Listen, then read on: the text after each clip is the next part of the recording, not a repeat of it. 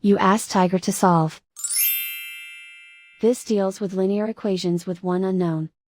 The final result is x equals 96 over 5. Let's solve it step by step. Swap sides. Isolate the x. Multiply both sides by 20. Group like terms. Multiply the coefficients. Simplify the fraction. Multiply the fractions. Simplify the arithmetic.